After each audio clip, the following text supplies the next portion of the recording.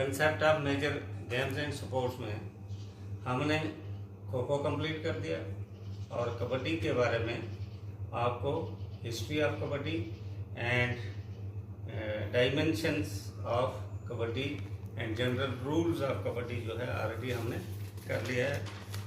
आज हम आपको फंडामेंटल स्किल्स ऑफ कबड्डी बताते हैं। हर एक गेम को खेलने के लिए कुछ स्किल्स का होना ज़रूरी है। फिजिकल फिटनेस, मेंटली स्ट्रांग होना, ये तो अपने आप में पहले ही एक यूनिवर्सल स्किल है जो हर एक खिलाड़ी में होना चाहिए। तो नॉर्मली स्किल्स दो तरह के होते हैं। कबड्डी में स्किल जो है वो दो तरह से होते हैं। एक है डिफेंसिव स्किल, एक है ऑफेंसिव स्किल। अब आप देखेंगे कि एक कबड्डी देने वाला जा रहा है तो वो ऑफेंसिव स्किल्स उसको होना चाहिए, और दूसरे अपने आप को बचा रहे हैं, वो अटैक करने जा रहा है। रेडर जो है वो अटैक करता है, कबड्डी कबड्डी कबड्डी वो अटैक करता है। दूसरे जो है वो अपने आप को डिफेंस कर रहे हैं, और डिफेंस करने के बाद वो जो है उसको पकड़ते हैं। तो डिफेंस उसने भी अपनी भी करनी है, रेडर ने भी डिफेंस करनी होती है, लेकिन रेडर अटैक करने के लिए, रेड करने के लिए जाता है, हमला करने के लिए जाता है, और वो लोग जो है वो अपने आप को डिफेंस करते हैं।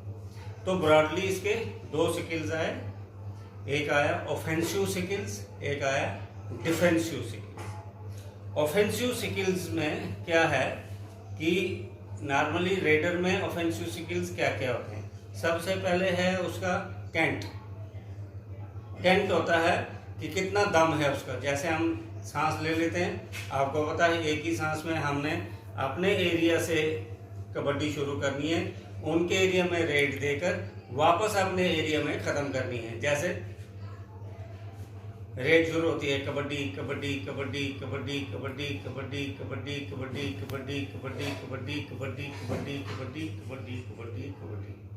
अगर बीच में रेड तोड़ेंगे तो ये एक ही सांस में जो कबड्डी कबड्डी बोलते रहना, इसको कैंट कहते हैं।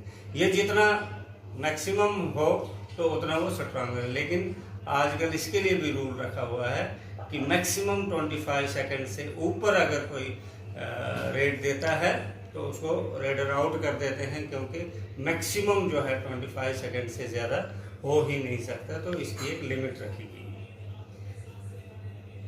दूसरा है टो टचिंग। जब कबड्डी दे रहा है तो पाँव आगे लेकर दूसरे खिलाड़ी के पाँव पर पाँव मारना है, मतलब उसको टच करना, उसके टो को टच करना है, तो वो पॉइंट मिल जाएगा। हैंड टच है, फुट टच है, सडन टच है। अचानक जो है कबड्डी कबड्डी वो जा रहा था इधर को, अचानक सडन अचानक जो है उसको टच करना है। स्क्वायर लेग, यहाँ से जो है कबड्डी कबड्डी इधर को टांग मारनी है या इधर को मारनी है, 90 डिग्री पे स्क्वायर लेग जिसको बोलते हैं, स्क्वायर टच। किक करना है। किक क्या हुआ, जैसे घोड़ा लात मारता है, जैसे गाय लात मारती है, भैंस मारती है, तो पीछे जो है बैक, तो इसको हम क्या बोलते हैं, ऑफेंसिव स्किल्स। डिफेंसिव स्किल्स में क्या आता है, अब जो रेडर रेड दे रहा है, जब उसने टांग आगे को की, जैसे आप किसी कुत्ते को कभी करना नहीं ऐसा, लेकिन नॉर्मली टांग उसकी तरफ ले जाएंगे, वो टांग ही पकड़ देता है। जब वो आपकी टो टच करने के लिए आएगा तो जो कैचर हमारा है वो टो ही पकड़ देगा। उसने टांग लाई आगे हमारे पैर को टच करने के लिए, तो हमने उसकी टो पकड़ दी। जब टो ही पकड़ दी तो उसको हम बोलेंगे एंकल कैचिंग, मतलब नीचे जो है जीटा उसका पकड़ देना। एंकल होल्ड, थाई होल्ड, पट एरिया से जो है पकड़ना। नी होल्ड, घुटना पकड़ देना। वेस्ट, कमर जो है या ट्रंक, इसको पकड़ देना, या ब्लैक। रेड के जो मैकेनिज्म है वो मैं ऑलरेडी बता चुका हूँ आपको। इसमें फैक्टर्स क्या क्या हैं रेड की।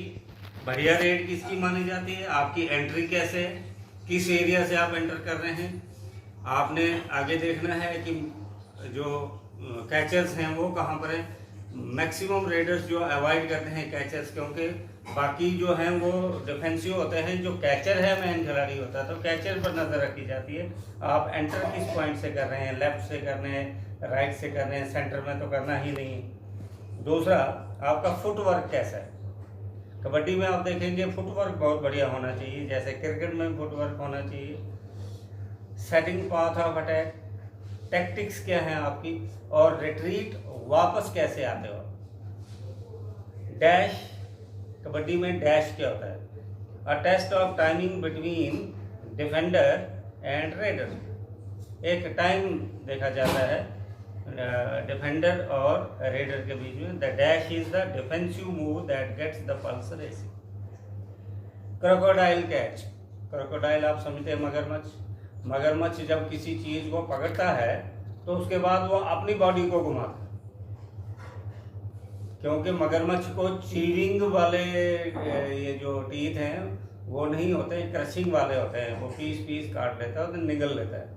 अब वो मगरमच्छ जो है किसी चीज को पकड़ के, ऐसे पकड़ के और फिर अपने आप को रोल करता है तो वो भी रोल कर देता है। जितना वो रोल करता है उस रोल करने से इतनी पावर होती है कि उसकी बॉडी के वो पीस पीस कर देता है। वॉशरमैन होल्ड, वॉशरमैन जैसे धोबी अपने कपड़े धोता है। धोबी, आजकल तो वॉशिंग मशीनें तो ऐसी हैं, तो धोबी जो पहले कपड़े धोआ करते थे इसको धोबी बंद भी कहते हैं कुश्ती में। तो वॉशर होल्ड, वॉशरमैन होल्ड जो है, the raider is held firmly from the wrist और arm and later it is rolled down over the body. उसके बाजू या दूसरे पोर्शन से उसको वेस्ट से पकड़ दिया जाता है और उसके बाद चाहे खुद नीचे गिरो चाहे उसको नीचे गिराओ और उसके ऊपर रोल कर देना। थाई कैचिंग ऑलरेडी बता दिया, पट से पकड़ना। और कुछ किक हैं, एक है म्यूल किक, घोड़े की टांग, जैसे घोड़ा टांग मारता है उस तरह से, मतलब जब आप रिटर्न हो रहे हैं तो उसको डॉज करना है कि रेडर वापस जा रहा है, लेकिन जैसे ही वो नज़दीक आएंगे तो पीछे से जो है टांग मार देनी है, दैट इज म्यूल किक। और एक फ्लाइंग किक जो जूडो कराटे में भी होता है। पर्पज इन किक्स का मारना नहीं है, और साइड किक अलाउड है। डायरेक्ट किक जो है, डायरेक्ट हाथ मारना भी अलाउड नहीं है साइड से। तो साइड किक जो है, फ्लाइंग किक हो, म्यूल किक हो, पर्पज हमारा ये है कि हम उनको टच करें और टच करने से पॉइंट्स मिले। तो फ्लाइंग किक में भी उसको टच किया जाता है और टच करने से पॉइंट्स ले लिए जाते हैं। तो these were the fundamental skills of kabaddi.